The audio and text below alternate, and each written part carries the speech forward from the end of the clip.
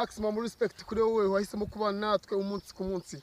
Ni wa muhungu wanyu nyita rutikwa nigoga, nyita rushenguza iminega, nyita rubabaza babisha, nyita green si, nyita imopora, ndaza sinshonda ahantu hose nkimbeho cyangwa se cyokere.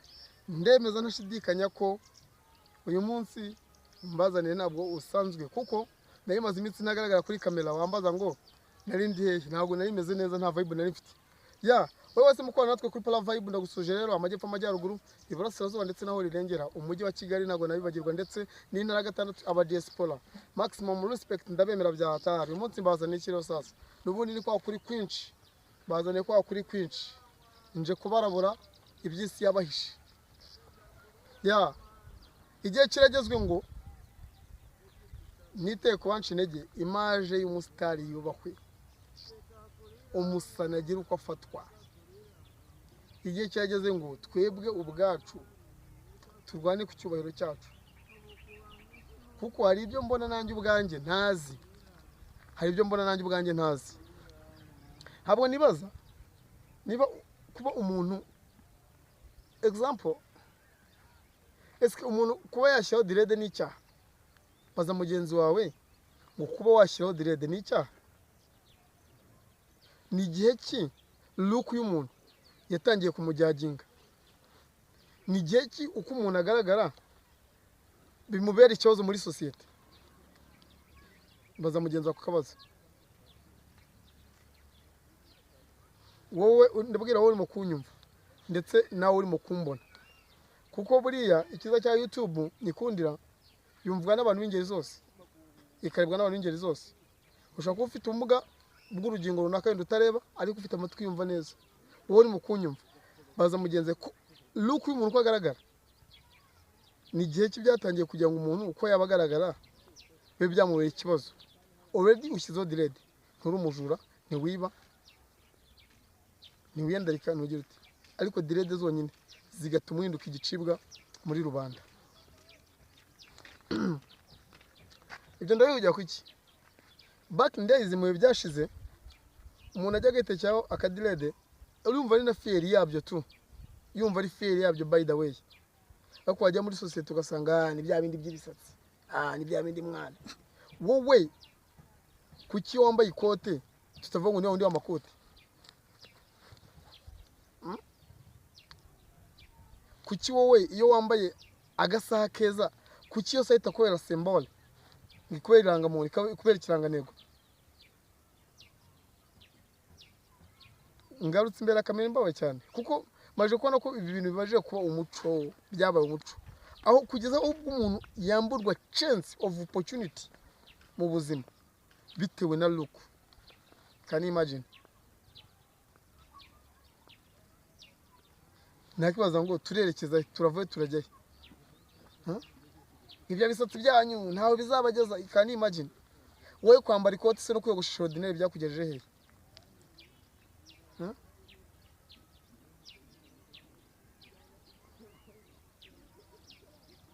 Jewe icyo kintu maze igihe kirekire ngitekerezaho, ngo ibyo bipano mwambara mwateye pocket ntacyo bizabashyizeho. Wese kwambara ugafungira muri saa 9 byakugejeje. Njye numvaga umuntu amahitamo ye yakubashywe. Even if reka tuve kuri iyo maje, tujye kuri kayindi y'abantu bakora umuziki, kora music. Kumva ko wenda niba njyanye saga n'umuntu ko nkora umuziki, wa muziki wanjye ugiye kumenyekanira ku bibi, muze kumbwira muri commentaire, ya music yanjye igiye kumenyekanira ku bibi, ariko haboneka campaign iraza kumereza umugati, nta muntu ushobora kumbwira. Ariko akantu gato kabayeho, akaga gato nibyo ngomba guhanwa nakoze icyaha. Ariko si ni gute ndi buhanwe? Ninjye uraba content? Ni babandi bibisatsi, ni babandi bambara amapocket. Guys, music cyangwa se n'indi mpano umuntu wayubashye yagutunga, kandi byacemo atambutse neza byakubera, wanambaye neza wavugwa neza. Ariko noneho reka twubahane mu kuntu. Ubwo ndabwira societe muri rusange, usanga umuntu iciye yagasageke kadirede ke arabyemera n'uburenganzira bwe nta kubaza amafaranga yo kuretusha nta kintu akwishyuza bibaye content umuntu aciye abavugije induru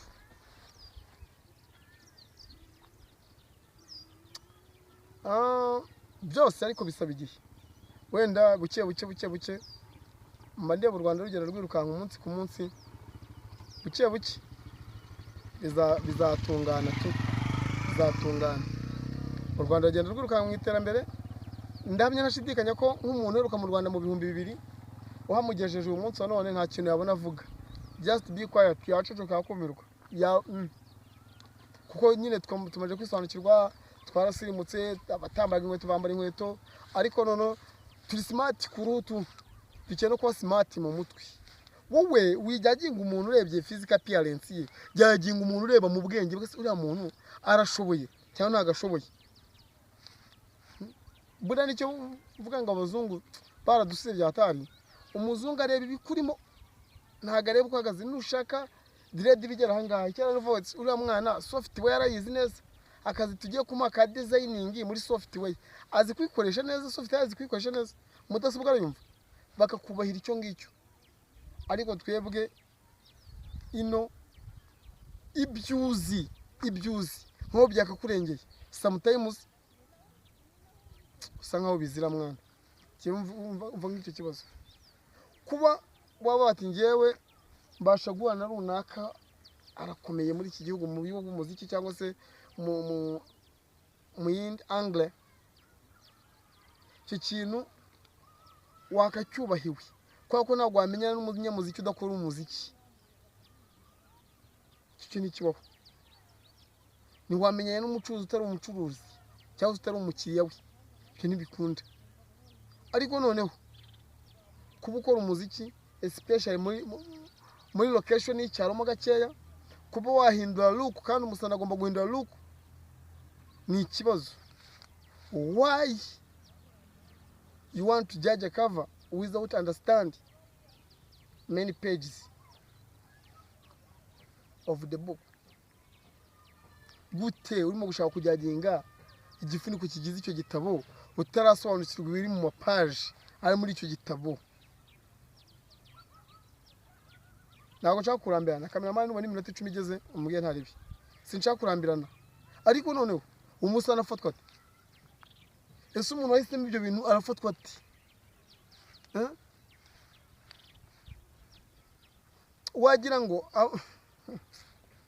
wagira ngo mutanga urugero cyangwa se mufire ngo wabaye nka runaka wagira ngo ntabwo wavukiye amezi 9 bro wagira ngo ntiyaciye ku byahi murakabya kabisa muhuhe mu mushyemo imiyaga pe none cyo nabisabiraga ni kimwe make sure ko ibintu byo kujyaginga umuntu mu bintu bidasobanutse byarangira umunsi cyangwa se byarangira ikibona ntago ari sawa reba ngo niba pora nkoze icyaha njye nyikoze nka impapuro wikurira ku miziki nakoze ngo ni wa muhanzi ngo nizangirwa abahanzi ibintu by'umwanda biri aho ngaho nimo mugiye no kumpana ko nakoze icyaha ni mumane nk'undi muntu wese uri muri society ariko umuziki wanjye mwihuriraho niba ugiye kujyaginga uko nambaye ijyaginga nk'uwo muturage nk'uko n'undi utarigeze ajya muri ibyo bintu wenda wagiye mu buhinzi nk'uko wamuvugaho sibyo bari kubikora bari kubigenza ibyo tuzabyumva kimwe ariko noneho nkoze ikosa nk'uko n'undi wese yarikora mwurire kuri music yanjye already murimo gushaka kundandura n'ibyo nakoze wenda nambaye nabi sava naribi nambaye nabi kwambara nabi kwanjye birahurire he n'imiziki nkora nyogoshe mutamenyereye nibyo ntabwo mbabuje kubivuga ariko si iyo nyogosho nyogoshesheje irahurire hehe nibyo nkora n'umuziki wanjye nkora uko wamenya bari kumenya igihe cy'umuziki n'ikibi cy'umuziki n'igihe gisanzwe cy'igihe gisanzwe ariko gukarasifyinga umuntu ugendeye ku byo akora cyangwa imba numva bidasa neza so maximum respect rero kuri bana natwe umunsi ku munsi ntago nitwaye neza nashobora ko nahinduye look cyane ndetse na emotion zamfashe ariko ndabakunda mbahoza ku mutima ciao